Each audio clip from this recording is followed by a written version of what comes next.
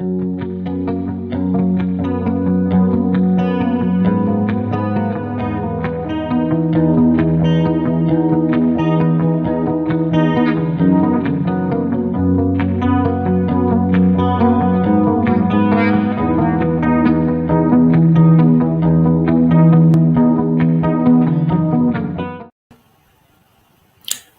welcome to another coffee break with Kardec. Our regular coffee break, where in about 15 minutes we can enjoy a cup of coffee, tea, hot chocolate, cold drink, whatever. And during that time, we also bring some points from the book Genesis to discuss here. And today the topic is Apparitions and Transfigurations. Well, this is a very interesting and very broad subject. At Kardec, we had people studying it, some serious scientists, such as William Crookes and many others, and it was the subject of their study. So in book Genesis, chapter 14, Kardec presents a general, an overview, a very brief one, about these two phenomena that take place. But then throughout the Spiritist books, we will find more about it, especially on the experimental aspect, where Kardec very carefully he studies and he draws conclusions from the different manifestations that occur within the realm of apparitions and transfigurations. The importance of the subjects is for I'll just point out two reasons here. First is the fact that it proves the existence of spirits. It proves the capability of spirits to interact with matter, and also proves the existence of the perispirit, which is the vehicle that makes it possible. And of course, there are many other aspects that are as important as these two, but we'll concentrate on them now. And Kardec was trying actually to put the focus on that, and also warning us all the time to be very careful before taking for granted that an apparition or transfiguration has occurred. So we should always bring to the light of a very important analysis. So he mentions also the reputation of the medium or people reporting the phenomenon. So should be very careful with that.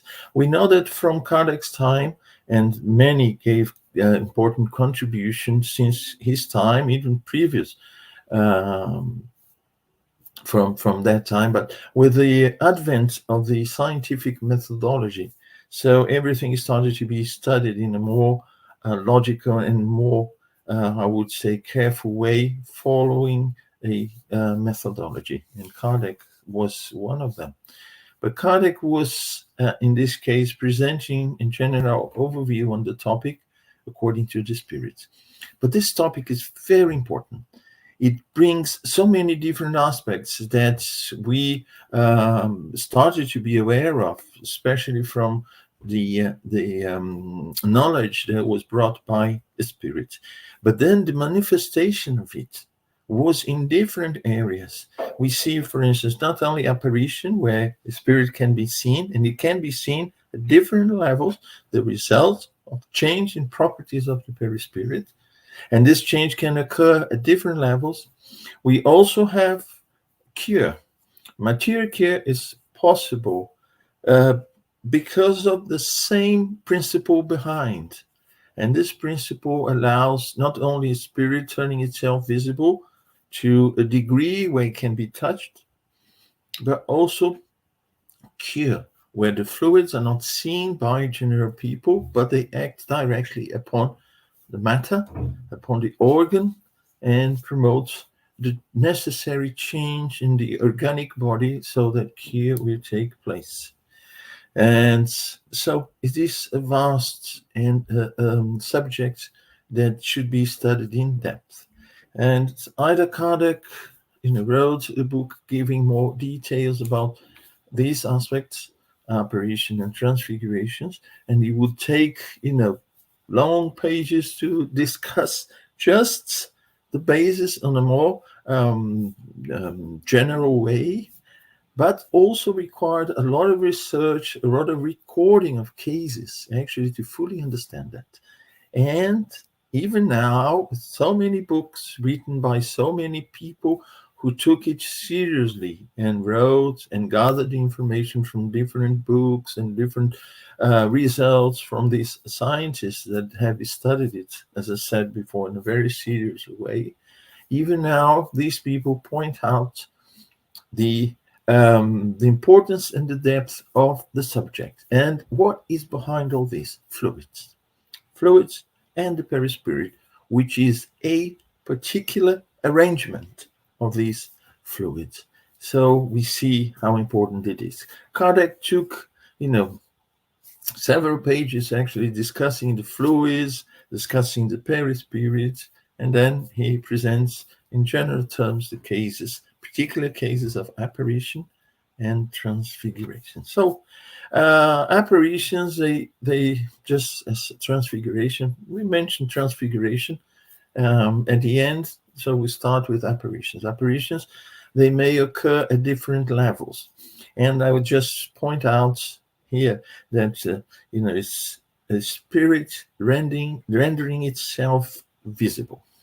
To render itself visible, it can be on different levels. We know of spirits because of their difference in level of vibration or evolution or enlightenment. They can't be seen by spirits in the spirit world that are of a lower level. So there is a question of tuning, of vibration, that spirits of a lower level can see spirits of a higher level because their perispirit, the way the fluids are vibrating, we could borrow this word, around the spirit, or the properties of their perispirits are so subtle that even spirits on a lower frequency, or where their perispirit is much denser, they can't perceive the presence of these spirits. But these more evolved ones, they can render themselves visible. They can change properties of their perispirit, and usually is a way of knowing how to manipulate the fluids and also an act of their will. So they can render themselves visible. This could be taken also as a case of apparition, where a spirit can see another spirit of a much higher level because that spirit of a much higher level changed properties and of each perispirit and made itself visible to this other spirit. And it can occur to us as well, because don't forget, we have a physical body, but we are spirits, and we have a perispirit. And those who have the faculty, I would say, more, I don't like the word developed, it's not a case of development, but I would say adequate to be used to see, they may see. So some spirits may render themselves fluidically visible to mediums, to people who can see them. If those spirits, especially the enlightened ones, if they choose to be seen, they can be selective in that sense. They can be seen by some, whereas at the same time not seen by others. So in this case, we are talking about using a psychic faculty to see them, and they rendering themselves visible to those who have the faculty to see them at that particular moment. And they may disappear, if they wish to do so. And this is a process that occurs instantly. So when we can talk about another case that Kardec didn't clearly distinguish, the case of what we call materialization, which gives us the impression that the perispirit becomes material. It's the case where spirits, they can be perceived by material means. Light reflecting and reaching our eyes so everyone could see them. And in this case, they use a special raw material, which is the ectoplasm. It's another very interesting and very broad subject. Many people studying ectoplasm to understand exactly how it works. What we know is that ectoplasm, which is a kind of dense, of course, just like dense matter and subtle matter, we have also this malleable material, almost like a clay, that can be rendered visible and can be used by spirits through the perispirit to become visible and even touchable and leave their impression. There are cases where you can spirits, they render their hands visible through ectoplasm, and then the shape of the hand was left in wax. So they did that. They had wax there prepared, so the hand went into this liquid wax and then solidified, and then we have the shape of the hand, showing that it was a physical process. But was that the perispirit? No, it was a malleable material, the ectoplasm, that was used by the spirit through its perispirit. And also, when you say through the perispirit, because it is the spirit through thought manipulating the perispirit to use this material. It's almost like a paint. We may be completely invisible in the dark. In a pitch dark room, we can't be seen. But perhaps if we paint our body with a special type of ink or something that has its own light, we will be seen, and in the form that we present ourselves. So when we say materialization, which would be a particular case, we could call a particular case of apparition, we are basically saying that the spirits, they can envelop themselves in this substance and become visible. Not that their perispirit turned into dense matter. And they can change that immediately whenever they wish to do so. They can disappear without warning or anything. And they don't have a physical body. It's interesting that Kardec calls them agenerate, someone who hasn't been generated through a natural material process of being born, taking up a physical body. So consequently, they don't die and they don't have a body that will perish when they die. It's just a temporary control of a material substance, as it were, to render themselves visible, touchable. And some people, they may interact with them without realizing. There are some subtle signs that, will tell those who are aware that is not an incarnate person, but is a spirit manipulating a substance that renders themselves visible on a temporary basis, a longer or shorter period in the material world. So these are different cases. So Kardec talks about apparitions in general, giving some, examples of certain cases. And then we get to the case of transfiguration. Well, since the spirits, they can manipulate the fluids. They can manipulate fluids through their perispirit, manipulation of the perispirit. And the perispirit has so many properties. I'll call the attention to some of these properties, which are very interesting and I think responsible for the spirit rendering him or herself visible, and also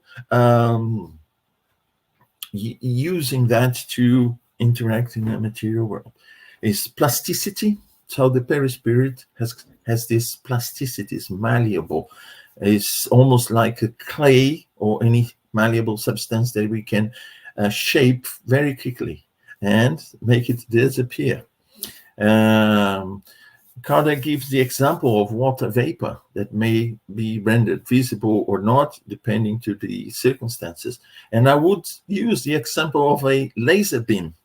You can see a laser beam unless you have very tiny dust particles in the air, because the particles will then reflect the beam and then will render itself visible. So you switch on a laser source, a pen, for instance, and normally you don't see the full beam unless you have some smoke or you have some dust, some powder in the air, that then make the being visible. We could borrow this example just to give an idea of something that is invisible and all of a sudden turns itself visible. We can see that the being materialized itself, but we used a material substance, for instance, powder, to render itself visible. So when we talk about materialization, we can see that the spirit does a similar thing using this special material, the ectoplasm, to render its perispirit visible. So we talked about plasticity. Also, there is density. The spirit changing the density, it may render itself visible to spirits of a lower frequency. Ponderability. I mean, it can become, ponderable, touchable, ponderable to the point of being able to be measured, weighed, for instance. It can change its luminosity, its visibility. So these are all properties, and there are many more of the perispirits that can be used to explain these phenomena. I do apologize. It is a very broad subject. It's a very, I would say, important subject. And it's hard during a coffee break to go into detail. So I'm just trying to bring a general overview and perhaps excite the curiosity of some of you and invite you to study the book Genesis and also the Medium's book, where there is